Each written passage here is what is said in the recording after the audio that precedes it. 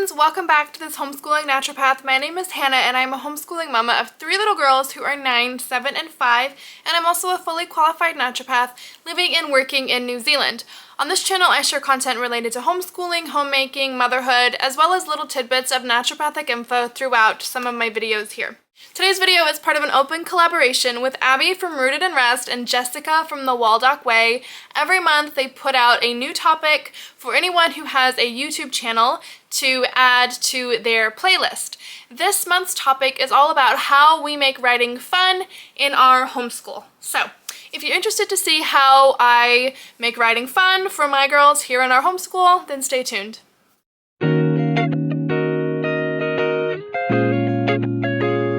Alright, so of course, first and foremost, reading and writing go hand in hand. So, one way that I teach my girls writing and how I make writing more fun in our homeschool is, first of all, introducing them to really good, beautiful books. So in our homeschool, like, oh my gosh, I'm reading all day long, basically. Like from the time we start morning basket to the time we're finished our homeschooling day, I am basically reading. So it has been a really big learning curve for me as well. I've never read so much out loud in my life. So yeah. But also cultivating a love of really good books is something that I really want to instill in my children. There is so much more goodness that can come from a really good book than can come from like sitting and playing random games on their devices. So cultivating a really good, strong love of books, you know, listening to books, looking through books, and reading books themselves is something that I really want to encourage in my children. We listen to a lot of books on Audible as well. We also read a lot of poetry. I've got like so many poetry books at this point. I really love having poetry tea times with my kids. They really enjoy picking out poems to read. Teaching reading, of course, goes hand in hand with writing. I personally don't try to teach my kids writing until they can read. It just makes a lot more sense to me. I am bilingual. I'm someone who learned a second language when I was a child. And I know firsthand that, first of all, you have to be able to speak the language, of course. That's the number one thing that comes. But second of all, you have to be able to read it before you can write it. At least that's what my experience was learning a second language. And I feel like for children who are, you know, learning English and learning to read and write, reading has to come first. It just makes more sense to me. How I teach my kids how to read in our homeschool is all about reading. This is the level 1. I've also got level 2 and level 3. I highly, highly recommend All About Reading level 1. I have got a video coming up, my honest review on All About Reading level 1, so keep a lookout for that video. So one program that I used in our homeschool when we first started last year was the Brave Writers Jot It Down. This program I found so valuable when it came to pre-writing. So at the time I had a 4-year-old, a 6-year-old, and an 8-year-old. Of course my 8-year-old was already able to write, but my younger two weren't quite there yet. So Jot It Down became a really big part of our homeschool family curriculum last year, and my favorite thing that we did throughout it, I will show you guys, was the fairy tale project. This was such a beautiful, fruitful curriculum to do with my girls, and I'll explain a little bit how we did it. So basically you choose your fairy tale. The first one we started with was Rapunzel. And so we read all different versions of Rapunzel that we can get our hands on. It does recommend at least 2 different versions, but I was probably reading like 5 to 6 different versions of every book recommended in here, of every fairy tale. And then we would also watch different versions of movies. So of course Rapunzel has its own movie, which is Tangled, so we watched that. And then there's a couple of other ones that are kind of based on the idea of Rapunzel, so we watched them as well. And basically once you read all of the different versions of these stories, once you watch the different versions of the movies, you have a discussion. What was similar? What was different? How did that story bring that element in? How did that movie change that element to make it its own original thing? And so having really in-depth discussions about how these writers changed things throughout the story. And then we would also do some beautiful artwork. And then following that, I would take my girls one by one, we would sit down at the table, and they would orally narrate to me their own version of this fairy tale. And just wacky, wild, crazy, out there stories came from my girls. And you know, most of them just all over the place, but that is the fun of the fairy tale project. Your children are learning how to write stories before they can actually write them down themselves. And that is the idea of Jot It Down. You as the parent write down what your children are narrating to you. Julie Bogart talks a lot about how our children, while they are little, they have really big, beautiful ideas, and they can easily write stories. The only problem is that their hand coordination isn't there yet. So Jot It Down really allows your child to bring out their own creativity and their own ideas without having to exhaustively write it down themselves. And that is the beauty of this curriculum. We had so much fun with this fairy tale program, you guys. It was so beautiful and so fruitful. We did art projects for every single fairy tale that we did. And I mean, my girls would sit down for hours at a time doing the art. They each built Rapunzel towers when we did Rapunzel.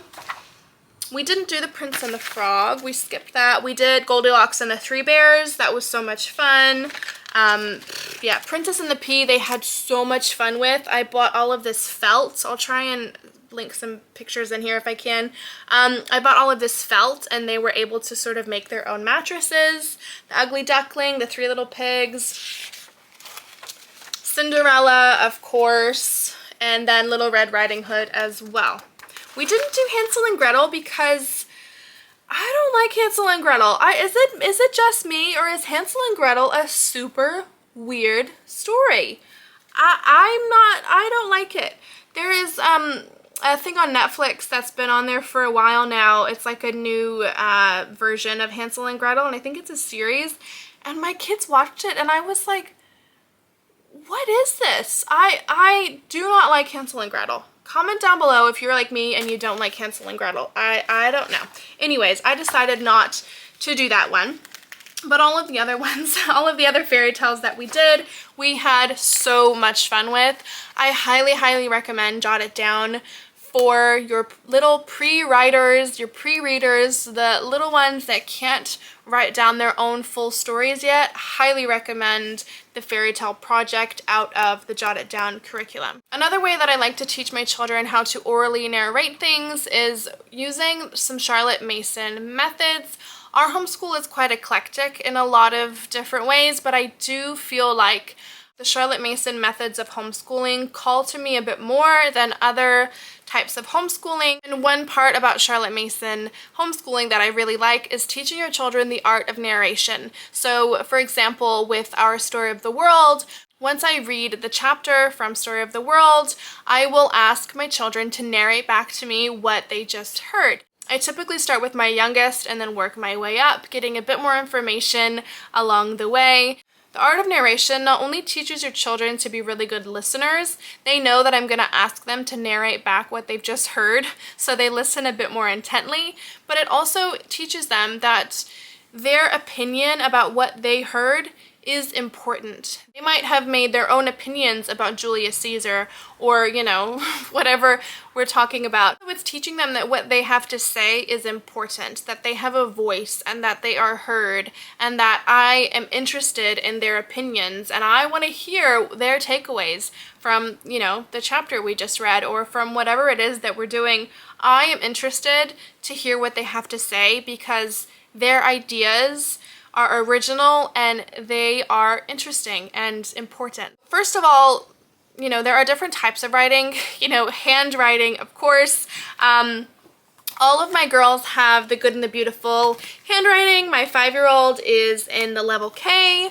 My 7-year-old is in the Good and the Beautiful Level 3 handwriting, and my 9-year-old is in the Good and the Beautiful Level 4 handwriting. So my older two are currently learning cursive. They do this every day. It doesn't take long. The Good and the Beautiful handwriting is so much fun. There is so much great coloring and activities throughout the pages as well that it's super interactive, and my kids always love it. So my 5-year-old isn't yet at a point where she can sit down and write stories herself. She's still very much learning penmanship, letter formation, and all of that. And of course, she's in her very early reading stages. And like I mentioned before, I do not expect her at all to be able to write a story until she can read a story confidently. So strictly now talking about my older two, my sort of 7+ kids, I do encourage them to write every single day in some form or another. One way that I do this is that each of my big girls have a writing book. This is the books that they have here in New Zealand. Aren't they cute? And there's also a little map of New Zealand on the back here. So cute, all the little kiwis.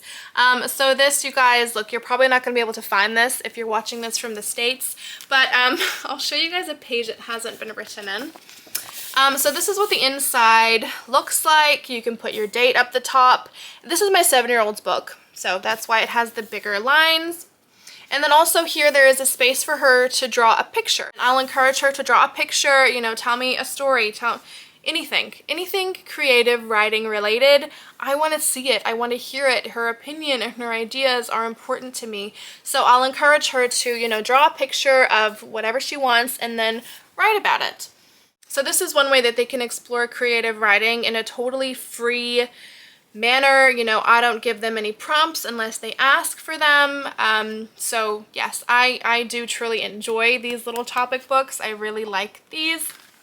I'm sure there's something similar you can find in the United States. Probably they don't have kiwis all over them, but you know, I'm sure you can find something. So for my older two, if they're not writing in their notebooks, then they can go on our Chromebook. We recently got a Chromebook for our homeschool this year, and all of my girls do on it is write stories. That is literally the only thing we got the Chromebook for, so that they can write me little creative writing stories on Google Docs, and then that gets sent to my email. I can go through it and correct any errors or mistakes, and then, you know, we'll talk about the story together. I'll also, once I sort of proofread it, they have the ability to then add photos from you know, from the computer or from Google or whatever to go along with the story that they've written. They also really like to print these out and glue them into their books. I'm not going to show you any of their writing at the moment just because I haven't asked. But yes, that's another way. The Chromebook and their notebooks, they have total free creative writing reign over what they want to write. If ever they are struggling to find an idea, or maybe they're not feeling very creative that day, I do have writing prompts that I have printed out. These are from twinkle.co.nz. I've talked about Twinkle so much on here, you guys. But basically there's a few different ones. Okay, this one, fish and chips. Fish and chips is a big thing here in New Zealand. You've probably heard of them. So look, there's a picture, and then there's like a little vocabulary bank, and then the space to write their story. So again, you know, they don't have to use these, but if ever, you know, they're struggling for an idea, then I can put these out and give them a little prompt. Buzzy Bee, Paua. These ones that I've got printed out here are all like sort of Kiwiana based, if you will. However, there are so many different options available on Twinkle. There's like all the holidays you can think of. There's like honestly anything you can think of, there'll be a writing prompt for it on Twinkle. So yes, there's the kiwi, gumboots. I really like these because they have the vocabulary bank as well. So not only, you know, is it giving your child the idea of what they could be writing about, but also giving them some adjectives and some good vocabulary that they can use. All right, oh, Dunedin. Okay, and then here it's just like all different cities around. Oh, there's the Pavlova. Okay. So yeah, writing prompts are something that my kids really like. You know, if ever they're not feeling very creative, they do enjoy a good writing prompt from time to time. My girls also, my older two specifically, they have access to the Night Zookeeper. If you're not familiar with the Night Zookeeper, it is an online language arts program. However, my girls use it mainly as a game. It is a very fun, interactive language arts game. It takes you through all different type of vocabulary games, grammar games. Kids can learn punctuation and spelling and all types of things from the Night Zookeeper. But basically what it is an online creative writing platform. So not only are there all these spelling and grammar games, but there's also the opportunity for your children to create their own creature, you know, a monster, if you will, but it's a creature that they can create themselves, that they design, and then basically they write about it. So your children will get prompted, you know, what's your creature's name? Where do they come from? What is their special talent? All these different types of questions that your children will be prompted to really dig deep and, you know, come up with these creative ideas. And the Night Zookeeper will take all of those ideas and kind of turn it into a paragraph for your children to see themselves and to see like, oh wow, I just wrote this story about my creature. So the Night Zookeeper is definitely one that we use in our homeschool to make writing fun and also to bring out that creativity that is in all children. Currently my 9-year-old also writes me book reports. She'll read generally 1 to 2 chapter books a week, you know, and again, anything she wants. I encourage them to choose whatever books they want. I haven't gotten to a point where I assign reading just yet because I want them to enjoy what they're reading and I want them to be able to choose for themselves. However, that being said, I do expect from my 9-year-old at least that she provide me at the end of the week with a book report on what she has read. This way I'm able to see her grammar and her spelling and her punctuation. I'm able to see all of that come together in her book report, and I'm also able to verify that she's actually read the book. Another thing that I really encourage in my homeschool personally is songwriting. So my own personal history, when I was a teenager, I fell in love with songwriting. Believe it or not, I've never been like a musician or anything like that, but I've always been a really good writer. If I do say so myself. And when I was in high school, I got really into writing rap music, believe it or not. That is my own personal history and a little bit about where I come from. And so my kids actually, they've heard a lot of my music and it really inspires them to pick up a pen and start writing, especially my oldest daughter. She loves writing songs. In fact, I'm convinced that she will someday soon write a hit song that's going to be like Baby Shark and it's going to go totally viral. She thoroughly enjoys writing music, writing songs, writing lyrics, rather. And yeah, you guys, that is pretty much how we teach writing, how I make writing fun in our homeschool, you know, really cultivating a love of good books, poetry, songwriting, lyric writing, as well as utilizing the jotted down writing prompts and also giving my girls the opportunity and the time to create writing whenever they feel like it. Using oral narration, the Charlotte Mason, teaching them how to narrate back to me what they've heard, writing on the Chromebook, writing in their notebooks, you know, journaling, all of that, writing book reports, and the Night Zookeeper. And then of course for the actual handwriting portion, the penmanship, we use the Good and the Beautiful's handwriting and probably will continue to use it as long as we can. And yeah, that is pretty much how I teach writing and how I make writing fun in our homeschool. If you guys have any questions, I would love to see them down below. But thank you guys so much for watching, and I will see you guys in the next video.